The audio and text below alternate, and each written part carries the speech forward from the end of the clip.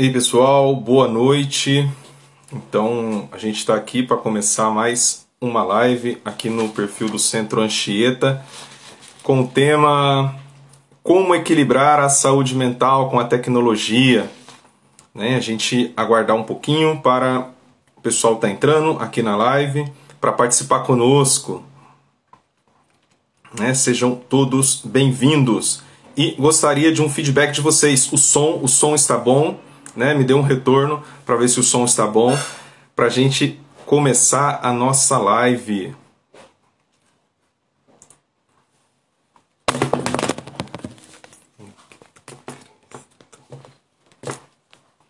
Opa!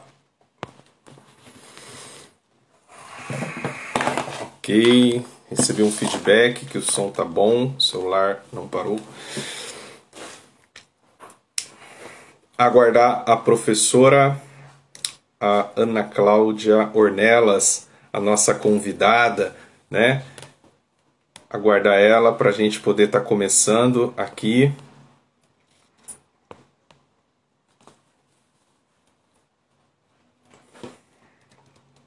Esperar um pouquinho. Então, pessoal, o Centro Anchieta, para quem não conhece, o Centro de Cultura Católica, Espiritualidade Católica, que propaga a cultura, a espiritualidade católica, e convido vocês a acessar o site, as redes sociais do Centro Anchieta.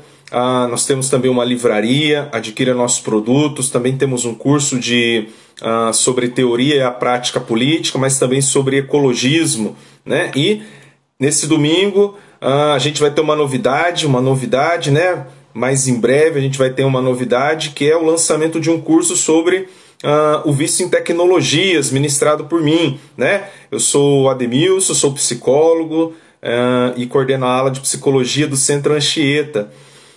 E nós temos uma ala médica, a ala jurídica, nós temos Guardiões da Vida, que é o grupo de pessoas pró-vida, contra o aborto, e nós estamos aqui para conversar um pouquinho sobre como equilibrar a nossa saúde mental com a tecnologia. Então, aguardar a Ana Cláudia Ornelas, que também é psicóloga, minha professora da pós-graduação em terapia cognitivo-comportamental. Esperar ela para a gente poder estar entrando juntos e conversar um pouco, um bate-papo bem legal, Opa, vamos aqui.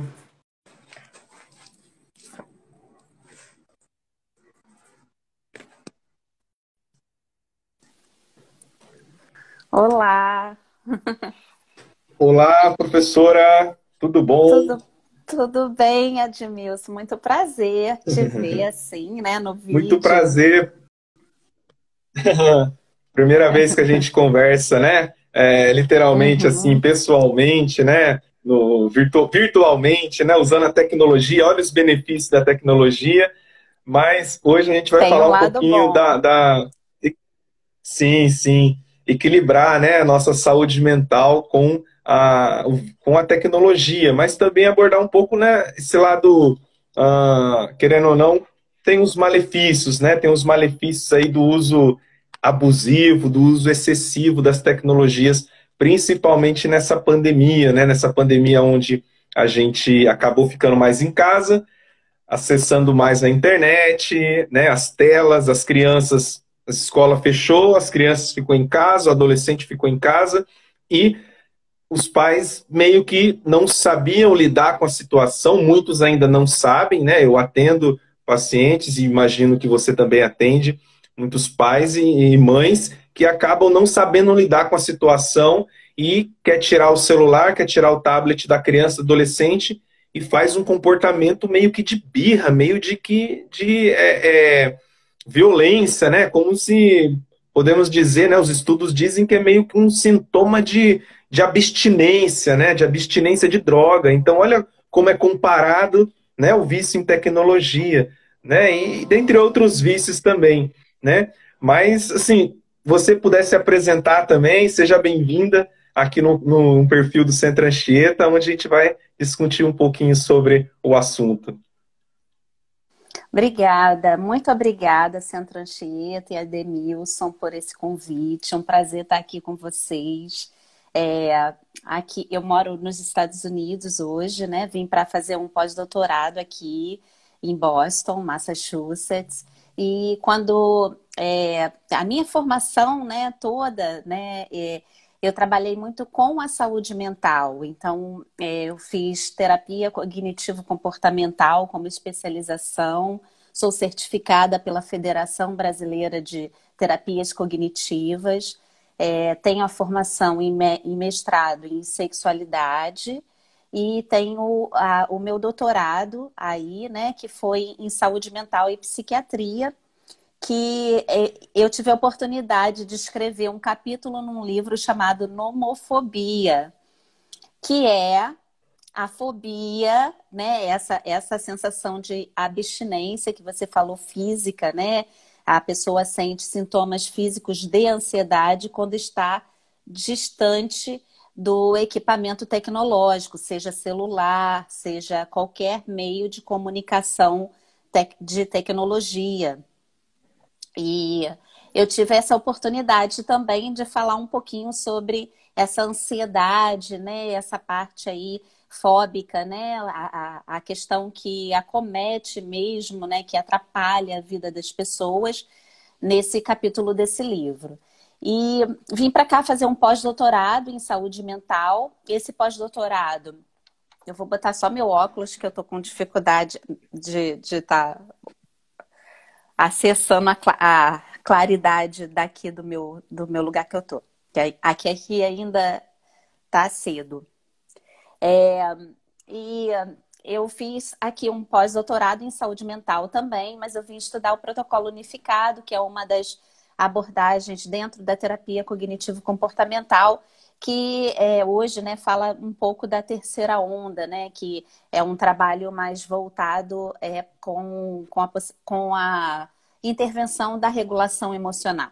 Então, acabei ficando aqui, né? Eu ia ficar 4 anos estudando aqui, fazendo pós-doutorado e fazendo o meu estágio, que depois do pós-doutorado a gente faz um estágio, né? Nos hospitais aqui, ou então em alguma companhia.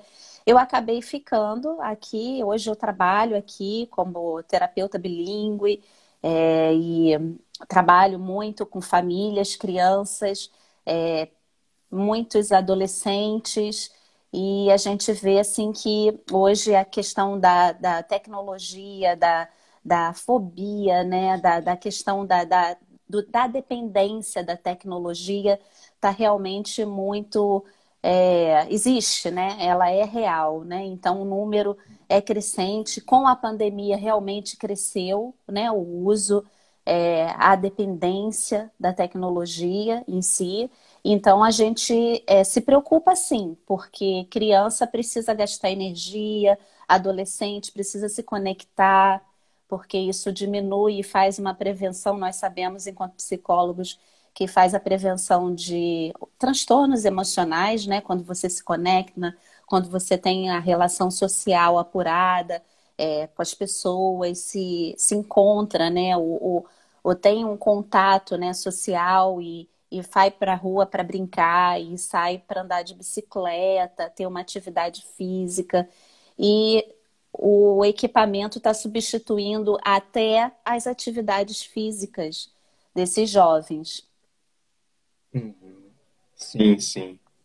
Então, assim, né, o propósito inicial da nossa live é justamente alertar, né, alertar os pais, educadores, alertar, né, todos em si, todos, sobre o uso abusivo, né, das tecnologias e também algumas estratégias, né, alguns conselhos para os pais, para os educadores, né, pessoal que acompanha a gente aqui no Centro Anchieta, das nossas redes sociais também, mas assim, alertar dos perigos, mas também dar uma saída, né, dar uma saída para eles, quais as saídas, né, meio que práticas assim, para a gente poder bem conduzir esse período que ainda estamos, né, em alguns lugares a pandemia amenizou um pouco, mas muitas escolas não voltou e as crianças e adolescentes ainda estão em casa e muitos pais ainda não sabem, muitos cuidadores ainda não sabem como lidar com essa situação, porque querendo ou não, o celular, né, o tablet, o computador, a própria televisão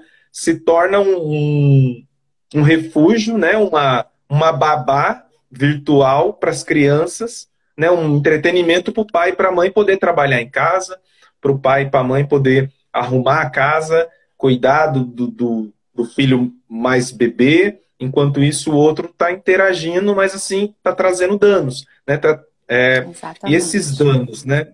Danos em áreas cerebrais, porque e eu gostaria assim de pedir mesmo para você, já que você né, assim tem mais experiência na área, né? E lançando, né, um capítulo de um livro propriamente sobre o tema, né, propriamente nomofobia.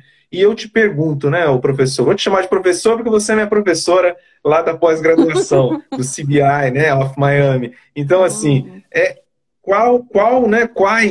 quais as consequências, principalmente assim, na área comparado com o vício de drogas, né? O vício em tecnologia foi comparado com o vício de drogas. Olha o perigo, né? sim, Cocaína. Então, sim, assim, né? E sim. acaba desencadeando uma pornografia, alterações Uhum. no cérebro, né? Na falta de atenção, na falta de cognição, no atraso dos pensamentos, né? Então, assim, qual o dano, né, professora? Qual o dano vai trazer para aquela criança, para aquele adolescente, o vício em tecnologia, o uso abusivo em tecnologia e o que seria propriamente dito essa nomofobia, né? Uhum, uhum.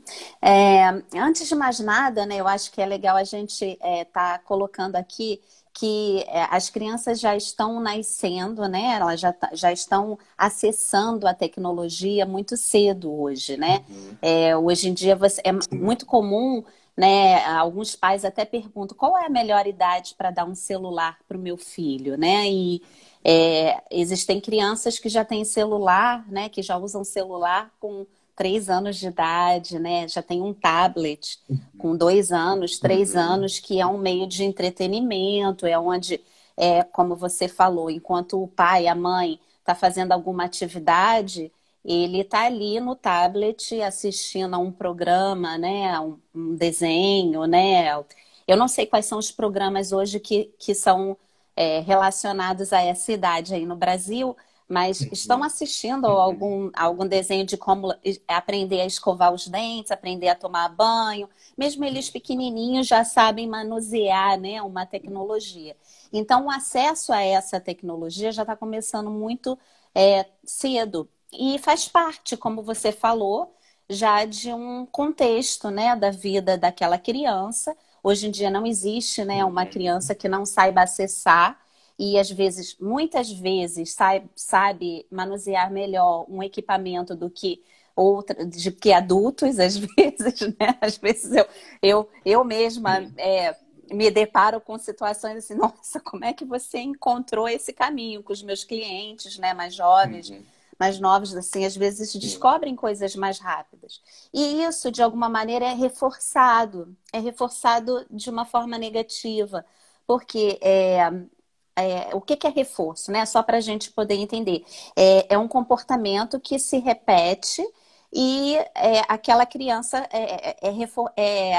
aumenta a proporção, né, a frequência daquele comportamento. Então, quando o pai ou a mãe ou todo mundo fala assim, nossa, essa criança é muito esperta, essa criança está acessando já esses sites, ela já sabe o que, que é aquela letra, ela já reconhece, né, como é que ela interage aqui com esse Ela é jogo, inteligente. ela tem, né? Então, isso é um reforço que é um reforço positivo, mas que vai fazer com que a frequência daquela criança em usar aquela tecnologia aumente. Porque ela está se Uhum. sentindo, né, empoderada, né? E nós temos que tomar muito cuidado na hora que vamos dar esse reforço para os nossos filhos. Porque é interessante ele saber manusear, de verdade é. É interessante ele acessar de uma maneira, né, mais rápida a alguma informação, mas tudo tem uma consequência negativa, Ademilson, né? Então, acessar um site proibido. Hoje você vê que tem vários vídeos, né, que são expostos com palavras, né, com agressividades, ou jogos que têm uma progressão, jogos de videogame, né, que as pessoas acessam, jogam online com pessoas até de outros lugares e que podem, de alguma maneira, trazer uma comunicação até voltada para uma questão até de pedofilia ou Um de assédio. Uhum. mau assédio, alguma situação de exploração, né? Influenciar de maneira negativa, né, professora? Exatamente. Ou alguma questão com relação aos jovens, né? Eu não sei se as pessoas estão lembradas, alguns jogos que levam aos jovens a criarem guetos, né? Grupos comuns de comportamentos que se Uhum, relacionam a se uhum, cortar, a trazer danos para o próprio corpo, né? Ou a situações uhum, de outros transtornos, né? Que a gente pode associar. Então, é um transtorno de dependência, né? A nomofobia é um transtorno de uhum, dependência, para as pessoas terem uhum, a relação aí, como você mesmo mencionou, está muito compatível à uhum, dependência de substâncias. Então, é um uhum, transtorno que entrou agora, né, no DSM-5, né, como um transtorno importante, porque muitas crianças às uhum, vezes ficam sem se alimentar durante horas, perdem o sono, né, e ficam uhum. conectados quase que às É 24 esse, horas. sim, esse é o ponto que eu gostaria assim de enfatizar junto com você, né, pessoal que está assistindo, que depois vai assistir a gente. Esses danos, né, que deixa uma criança deixa de comer, uma criança, um adolescente, os próprios talvez adultos deixam de interagir, né? Então olha as consequências que vai trazer uma má alimentação, né, uma influência talvez de um padrão de beleza, Uhum. aonde pode Inacessível, uma né? consequência de transtornos alimentares, principalmente para as meninas, né, um padrão de beleza, de corpo, Exatamente. né? Exatamente. Então, é um transtorno, porque assim, o transtorno de dependência é um transtorno relacionado ao transtorno de humor, né? Ao afeto. Por quê? Uhum.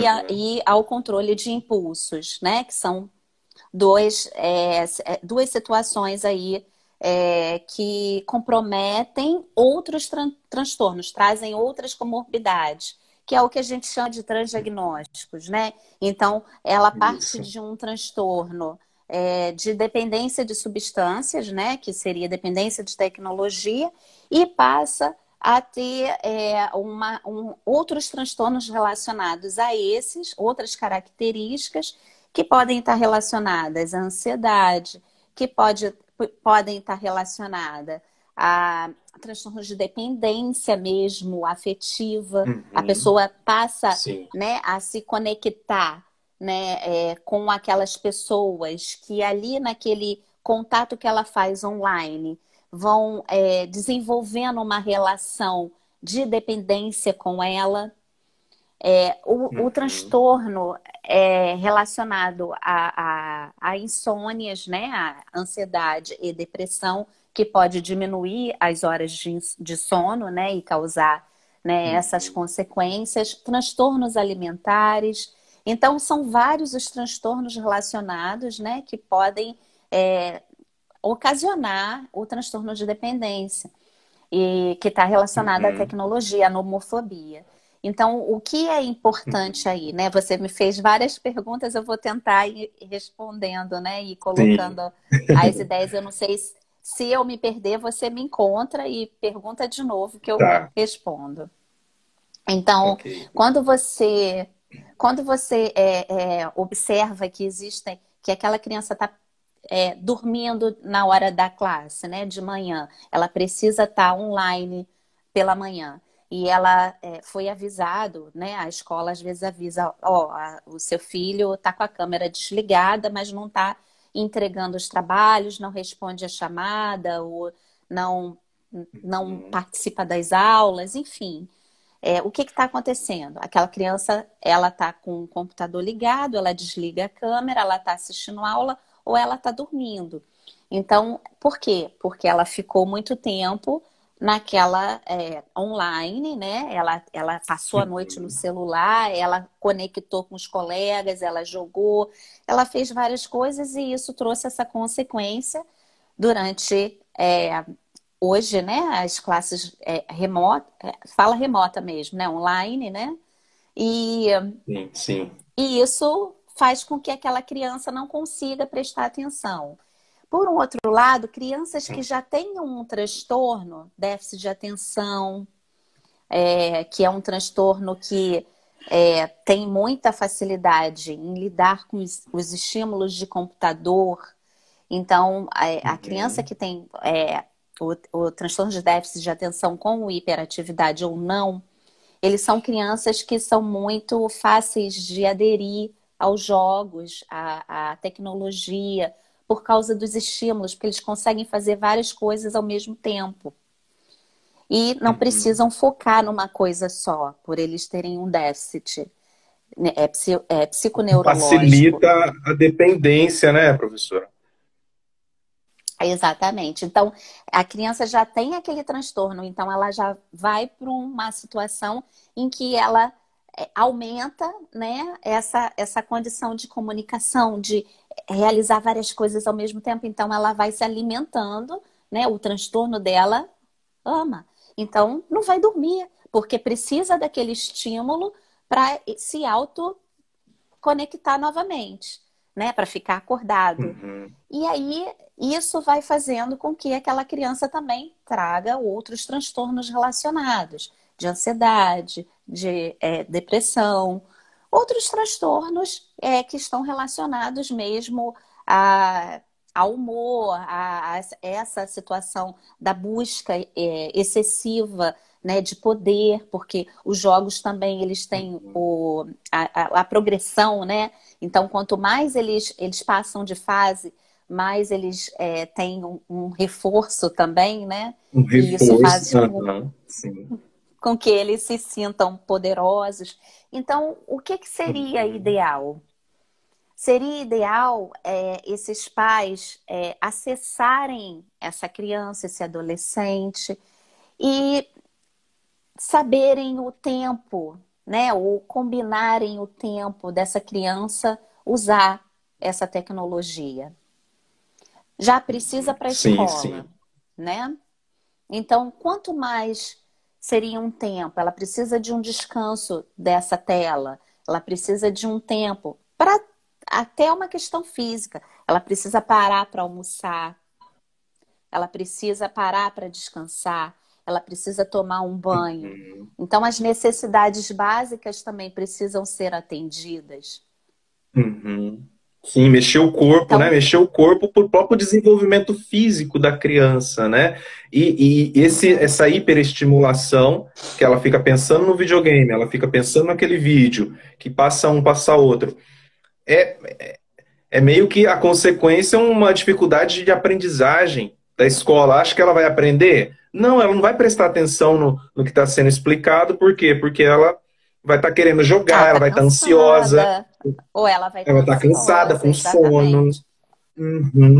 E outra, é próprio se é uma família que não tem uma interação social de qualidade, né? Não tem uma relação de qualidade boa, a criança ou adolescente vai meio com uma fuga, né? Vai se tornar uma fuga, já que não tem uma habilidade de se socializar ali na família, ele vai fugir mais e mais.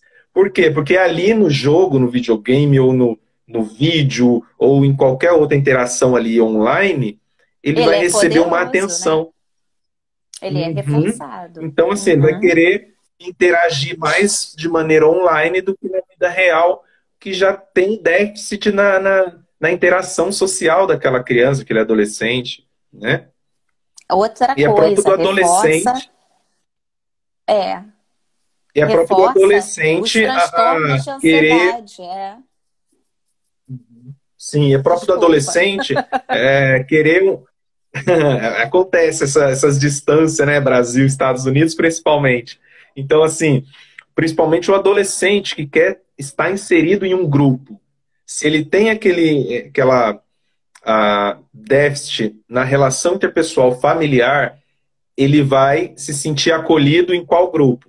Né? No grupo do jogo online, no grupo do rock, do rap, do skate. Né? Então ele vai formar a tribo dele e essa tribo é benéfica para ele ou não? Né? É benéfica para ela ou não? Né? Então é o alerta que a gente precisa ter, os pais precisam ter, né? Os educadores. Né? E quanto maior a possibilidade de conexão na tela, né, por meio da tecnologia, menor a possibilidade de conexão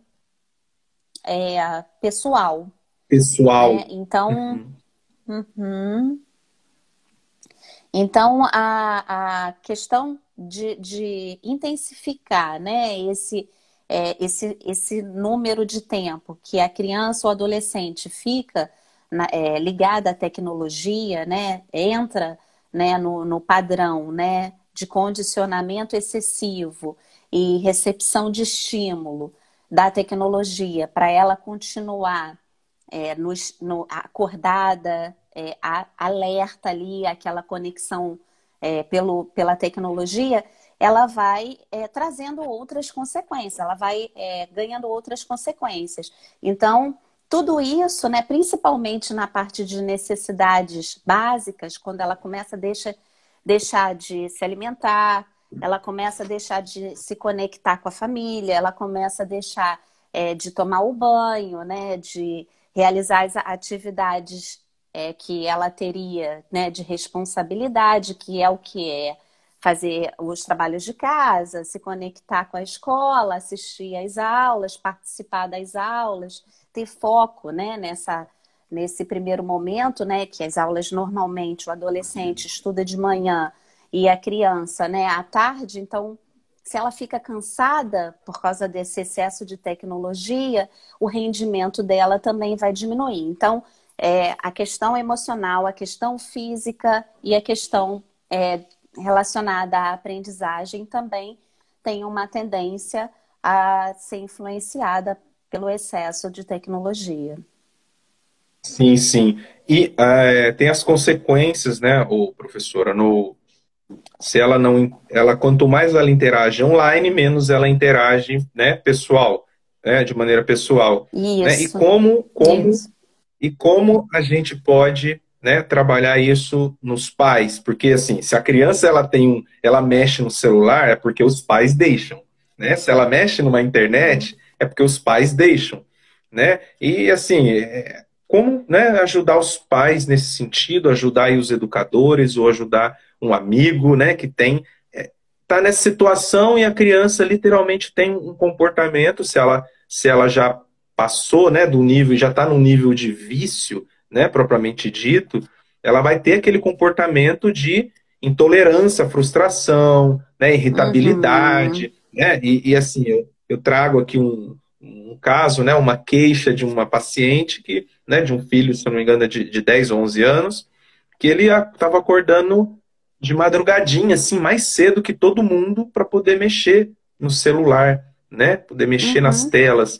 Então, assim, olha só, né, e depois quando ele fosse estudar na escolinha, na aula online dele, ele estava cansado, ele não queria interagir, e tem uma irmãzinha de 4 ou 5 anos, e ele estava agindo com muita irritabilidade, agressividade, sendo ignorante com ela, né, arrogante com ela. Então, assim, né, será que isso é um reflexo? Né? E a mãe falando para não usar a tecnologia, não pode, depois, e ele estava intolerante, né, a isso. O que os pais podem fazer? Né?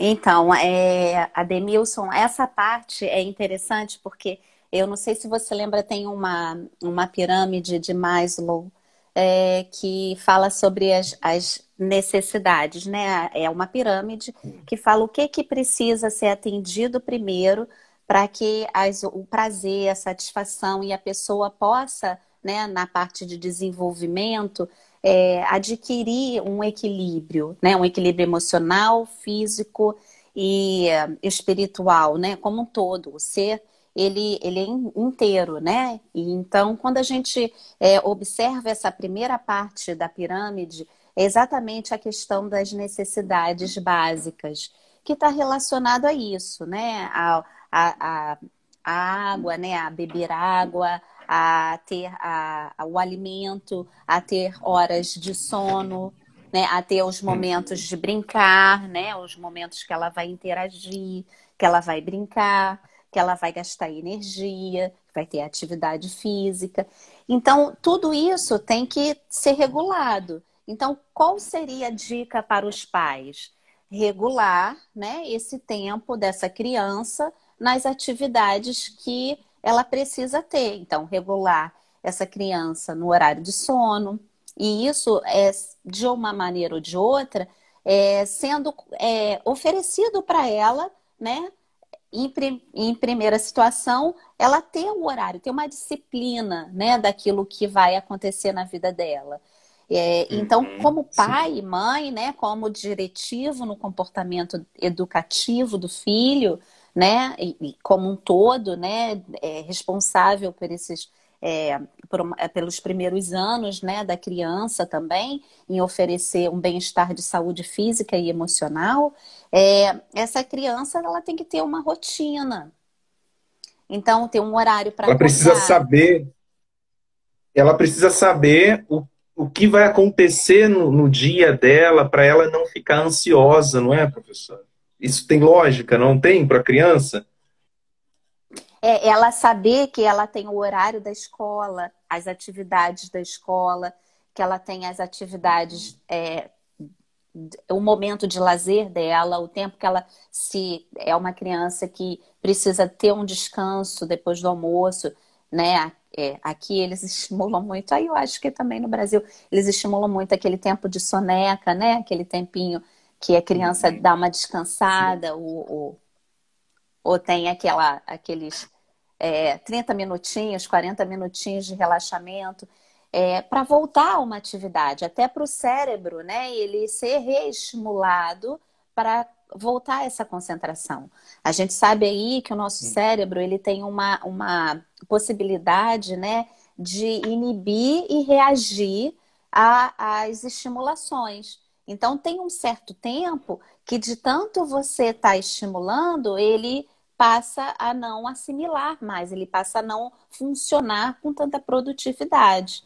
Então, o que que a gente Uhum. precisa aí, enquanto pais, entender que fisiologicamente, né, essa criança, ela tem que ter um tempo para ela dormir. E qual é o tempo ideal para uma criança ter de sono por dia? É, de 8 a 10 horas, 11 horas, dependendo da idade dela, até 12 horas, né? O Sim, adolescente sim. costuma dormir mais, então 12 horas, de 10 a 12 horas de sono, né, por dia é o ideal. Uhum. Depois que essa criança vai crescendo, vai tendo outras atividades e ela pode ir diminuindo, sim, aí a Organização Mundial de Saúde coloca que 8 a 10 horas é o ideal, 7, 8 horas para o adulto de sono, mas para o jovem adulto, né, 8 horas está suficiente, 9 horas está suficiente. Então, ter uma condição desse sono reparador, porque se a gente for pensar assim, por que que o bebê chora? O bebê chora porque está com fome, o bebê chora porque está doendo alguma coisa, ou porque está Uhum. cansado. Então, a gente é Sim. assim também. Todos nós somos assim. Então, é essa necessidade que os pais têm que olhar.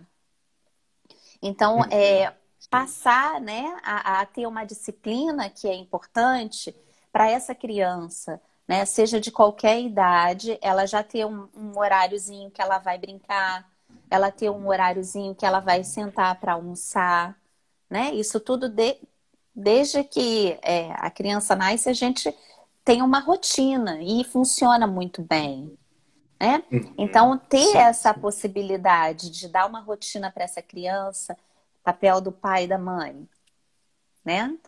E a partir daí, essa criança vai ter um tempo, né? Do que ela vai fazer? Ela vai só lidar com a tecnologia, que é uma coisa que ela já gosta, né? Esses pais, eles trabalham quanto tempo? Quem toma conta dessa criança? Existe alguém da família? Existe alguém que ajuda? Ou essa criança fica numa escola e tem uma atividade depois dessa escola? Então, isso tudo ser regrado, também nada é excessivo. Atividade também Uhum. demais não Sim. é o ideal. Então, ter o tempo para tudo. Então, essa rotina é importante, sim, Ademilson. Sim, Principalmente sim. preservando a parte fisiológica da criança. Aham. E outro ponto, né, professora, é a questão de não culpabilizar a criança, né? Assim, a gente corre um risco, né? Eu creio que os pais, talvez os educadores, às vezes as instituições escolares, né? Os adultos em si têm, às vezes, um erro de culpabilizar a criança, né? O adolescente, e às vezes é consequência, infelizmente, né? Não a malcriação, a má criação, a má instrução dos pais nesse sentido, né? De não saber Uhum, aonde colocar o limite, ainda mais pais de primeira viagem, e isso é algo talvez novo, né, para a nossa uhum, geração, aqui para essa geração é algo novo, né, a questão da uhum, tecnologia, do vício em tecnologia. Olha só quantos anos tem o DSM e foi uhum, na última, né, edição que foi inserido, né, que foi inserido. uhum, Então daqui talvez 10, 15 ou 20 anos vai ser qual transtorno referente à tecnologia, né? Então, uhum. assim, não culpabilizar a criança e, opa, às vezes não é só a criança que precisa de uma terapia para poder fazer, se libertar, né, das telas, da tecnologia, das redes sociais, enfim, do videogame, mas às vezes é os pais que precisam de uma terapia, né, os adultos precisam de uma terapia para eles também aprender a se livrar das telas, né, desse vício, se chegou no ponto Sim, de um sim. vício, mas para saber instruir a criança, saber lidar com comportamento de frustração, explicar a ansiedade da criança, entender a ansiedade da criança, entender que a criança também é, né, tem emoções e precisa aprender a regular as Isso. emoções dela, né, ensinar os É, adultos sobre a criança, né? Eu acho que um é. processo terapêutico Isso com é os adultos interessante. tira essa Isso é culpabilidade interessante, o delas, que né? você. Exatamente. E assim, a gente que trabalha com a psicologia sabe que quando nós trabalhamos com crianças, nós não podemos deixar de ajudar os pais dessa criança. Essa criança, ela não vai melhorar sozinha se esses pais não puderem ter uma psicoeducação a respeito do que está acontecendo, né? Às vezes a forma como você até colocou aí, né, aquele pai que trabalha excessivamente, que chega em casa, que ainda precisa usar o celular para continuar o trabalho, e passa a não interagir com aquela família. Então, isso tudo são informações importantes porque na nossa visão, enquanto terapeutas, nós sabemos que a criança também ela recebe influência do meio que ela vive. Ela não é só a parte genética, né? Ela recebe a parte genética, mas ela também recebe a influência daquele meio. Então, o que ela vê, ela repete.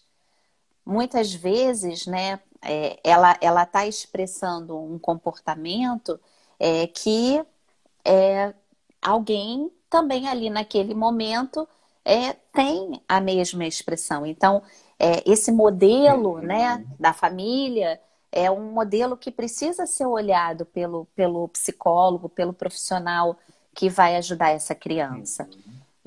E como a gente falou, ninguém erra sozinho, né? Nós somos seres humanos imperfeitos e estamos aqui para melhorar e pensar como que Uhum. nós poderemos ajudar um ao outro dentro da nossa família. É mais fácil Uhum. ajudar Sim, a sim. família do outro, lá fora. Mas Uhum. e a nossa família? Sim. Como é que a gente vai fazer isso acontecer, né? Para que possa haver uma comunicação, possa haver um momento da janta sentado à mesa, ou o momento do almoço, ou o momento de confraternização da família, ou o play game, o play night, né? Que é quando a gente de noite acabou todas as atividades, então vamos agora a brincar, né? A pegar um joguinho, né? O War, e vamos jogar, né? Uno, né? Que a gente pode brincar com as crianças. Então, fazer com que isso aconteça de uma forma leve, de uma forma tranquila e criar outros estímulos para essa criança saber que existem outras atividades, né? Às vezes, numa situação em que a mãe está cozinhando, chamar o menino, a menina, né? Não só a menina, mas a menina e o menino para ajudar, para participar e botar uma música, brincarem naquele momento de interação e fazer com que aquela criança também aprenda ali, né, uma atividade nova. Isso é super rico. Então, são dicas, Fazer né, que a gente pode... Fazer com que a criança ou adolescente, né, sinta prazer em estar junto, realizando algo junto, né? Não só a brincadeira, mas as próprias responsabilidades da casa, né? Então, assim, fazer com que isso seja prazeroso e não peso, né? A sua responsabilidade, arrumar a sua cama. Não, é algo leve, né? Transmitir como se fosse algo leve, né? Uma responsabilidade, né? Um meio de prazer também, como você falou aí. E de interação. E de interação. Como é mais gostoso fazer as atividades da casa juntos, né? Do que fazer um sobrecarregar o outro, ou um colocar o outro como responsável por alguma coisa. Então, isso eu digo como uma dica também, sabe? Então, uma dica é quebrar a rotina, ter a disciplina e quebrar a rotina da tecnologia. Não deixar, né, aquilo ser um contínuo. Para quê? Para que haja essa inibição de concentração, essa inibição de memória, que o nosso cérebro tende a evoluir com essa quantificação de estímulos que a gente recebe, né? E a aumentar a prevalência do número de transtornos, principalmente os transtornos de ansiedade e o transtorno de humor, né? Que a gente vê assim que as pessoas que fazem muitas coisas ao mesmo tempo, elas não estão presentes, elas não estão aproveitando o momento, elas não estão reguladas emocionalmente. Então, saber que ela vai parar para almoçar, que naquele momento ela vai prestar atenção no gosto da comida, no cheiro da comida, né? Naquele contato que ela está recebendo com aquele alimento, e não ela vai estar comendo e jogando e brincando ou vendo uma televisão.